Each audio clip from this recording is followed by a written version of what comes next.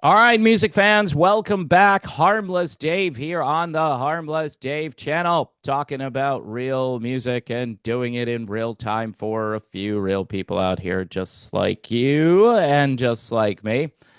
Um, all right, couple of things. When I do a video and it gets a few views, I think the Steve Perry video is over like 4,000 views, which on this channel is a big deal, right? It just is.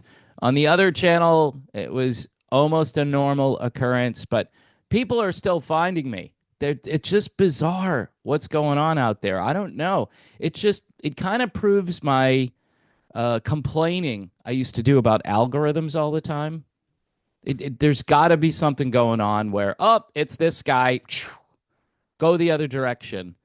But yesterday, with the Steve Perry Willie Nelson duet being released, a lot of people uh, came over and watched my take on the situation, and I played a little snippet of the song, which I don't typically do. So I'm gonna do the same thing on this one here. All right. So um, this guy can sing, okay, and you know what, folks? It is time to kind of think about the future. All right, let me just play the same little portion that I played yesterday with Steve and Willie. And then, you can have your thoughts on it. Circles life under the big top world. We all need the clowns to make us smile. Okay, another guy from Sweden, I think, right? Eric Gronwell. Used to sing for Skid Row, has had a lot of health problems, and I hear he's got some other personal issues as well. But he's all over the internet, and he's a brilliant singer. He could sing anything.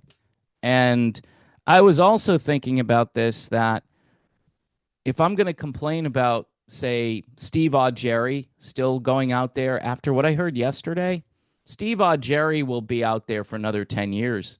He can listen to that and go, heck, I mean, if that's the standard, if that's the bar that people are setting for this stuff, which quite honestly, the bar was set really high back in the 1980s by Steve Perry and by other singers. My favorite singer of all time is Jimmy Jamison from Survivor. The guy had swagger. He took a song and just elevated it, and he had a little bit of testosterone, which I kind of appreciate, especially looking back over all of that stuff that came out. I like something that kind of holds up, and you could listen to it mixed company, but you can cruise down the road and listen to it yourself, and it's it's not like a guilty pleasure. It's like, yeah, this guy. I don't know. That's just my personal opinion. If you want to talk to me more about this, Patreon, it's $1 a month, $2 a month.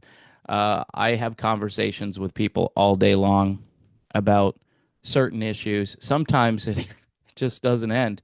So anyway, I wanted to just kind of wrap this whole Steve Perry thing up and say that there are people out there that love Steve Perry so much that I'm not sure they're hearing what I'm hearing. Okay. There was one channel that popped up in my feed, and it was basically a take on the Steve Willie song, Willie Steve. And they were like, this is effing incredible. It's effing amazing. I'm like, what? No, no, no. I mean, like I said, I gave it a 7. The reason I gave it a 7 is because I have pretty low expectations. And I think I mentioned this in the video that Steve Perry is 76 years old.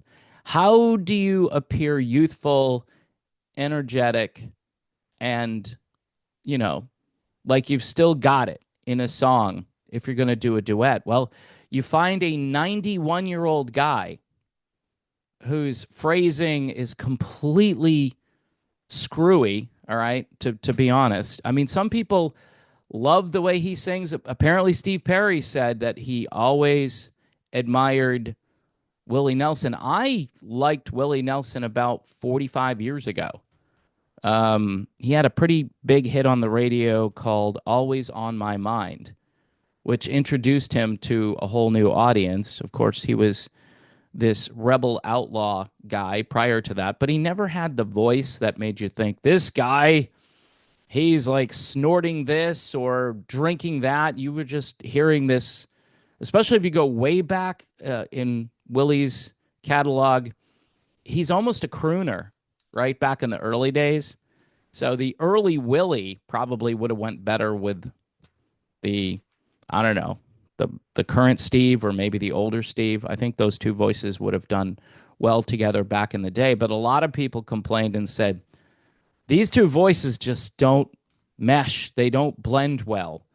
And it was like the same thing with Dolly and Steve. I don't get that, but this is all about star power, name recognition. You've got two big names on the marquee. This is the same mentality when bands go out and play concerts. You got this band and that band. That's why I said, hey, Kevin Cronin, just take a day off and have Quiet Riot fill in. Then you got Styx, Quiet Riot, Don Felder. Looks pretty good on the marquee. I'm just saying, if Kevin wants to go to that thing in Champaign, Illinois, I think he could probably skip out. I hear the tickets aren't doing all that well for Kevin. So that's a little side issue, and I'll probably cover that separately, as someone had already sent me a link saying that the concert that they bought tickets for has been canceled. Could be something else. Who knows? Could be the old QR code and all of that fun stuff. I don't think so. I don't think so. Things have changed a lot out there since 2020. And do you really want to spend all this money and then you hear the stuff that you're hearing? And again, Steve Augeri, buddy, I probably owe you an apology. You could probably play for another 10 years out there. And look, Steve's actually doing this live. He's not in the studio, right? So no matter how bad he sounds out there, he could say, well, what do you expect, And I'm keeping up with Steve, the other Steve. So anyway, folks, lot of reactions to this, both pro and con. Some people are being brutally honest about their feelings, and other people, I think, are also being honest, but I think their honesty is shaded a little bit by the fact that they just adore Steve Perry, and this is why, I would rather go and listen to a guy like Eric Gronwell or Escape, which I'm wearing the shirt today. And you'll say, oh, that's just a cheap ripoff, and it's a cover band, and it's a tribute band, and who cares? I want to hear the real thing. I get it. There is some legitimacy to the idea that this stuff is going away, and you want to catch it before it completely goes away. But someone hit me up on Patreon, and they said, I can't believe you went to see Journey during the Escape tour. I am so jealous of you. I'm like, and it was a fluke, too. But see, my thoughts on that are, when you see something like that, and then you think to yourself, okay, that is the pinnacle. There's nothing better than that. So, how many years later? 44 years later? And it's cool that he's still doing stuff. And it appears that he's going to be doing more. So for Steve Perry fans and for this channel, it's good news, right? The other thing I want to mention quickly here is this Farm Aid thing. Everybody's like, it's for a good cause. It's Farm Aid, Farm Aid, Farm Aid. I'm like, Farm Aid has raised about $80 million over their existence for farmers. Do you know how little money that is compared to what they get through grants and so forth from the federal government, from your taxpayer funding?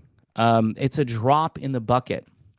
We send $80 million to Ukraine in about 15 minutes, So, yeah, is it a good cause? Could be.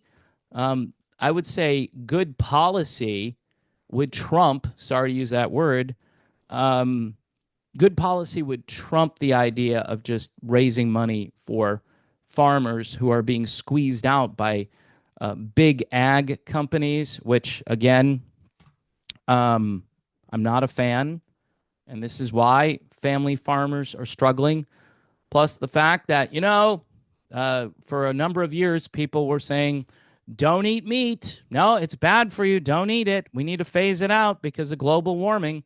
Well, these two things can't coexist. Either farmers are going to farm and they're going to, dig up the soil and they're going to replenish and do what they do and they're going to raise cattle, or you're just going to wipe them off the face of the earth and we're all going to eat bugs and be happy. You know what I mean? So it's interesting. Farm Aid this year includes Willie Nelson and Neil Young again, and my other favorite curmudgeon, John Mellencamp.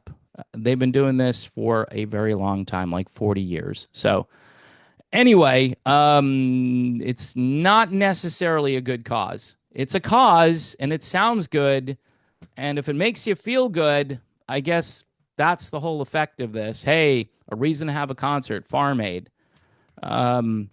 But is it really actually doing any good? My honest opinion is no, it hasn't done much good. Better off to just change who and what we're funding. If we would just kind of knock off the endless war stuff, you'd have plenty of money for homeless people, for the farms, for veterans, all of these causes that people have to do private fundraising for. We'd have tons of money for that stuff. But, hey, we got to keep blowing things up and we have to keep paying Raytheon and Northrop Grumman huge sums of money. So anyway, every so often, folks, I do get into the weeds on topics that people either don't want to hear about or know nothing about. Just being quite honest. It's, having conversations with adult humans these days.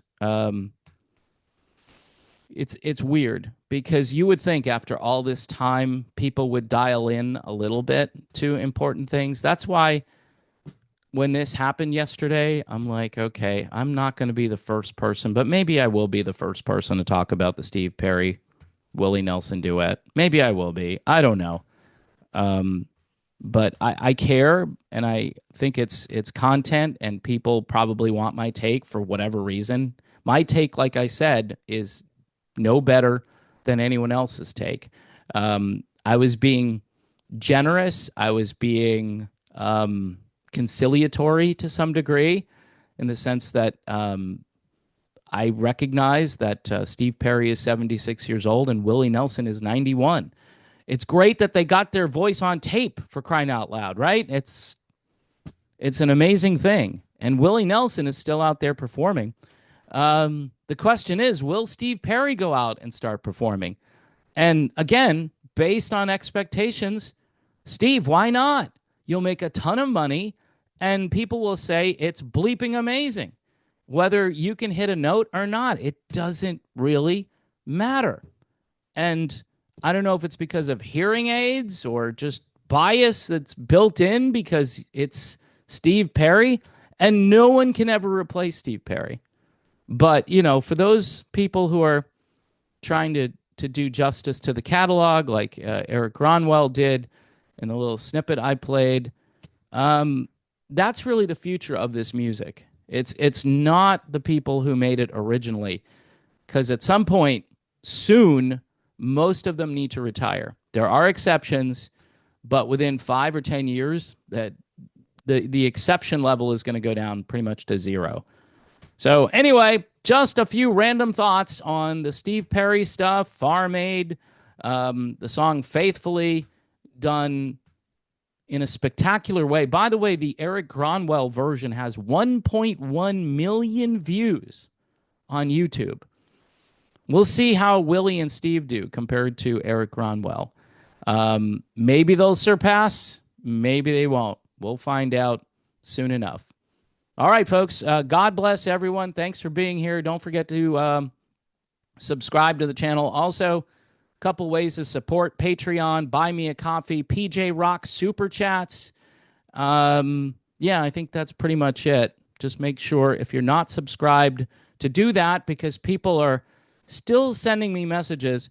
Welcome back. I feel like I'm trapped in a John Sebastian song.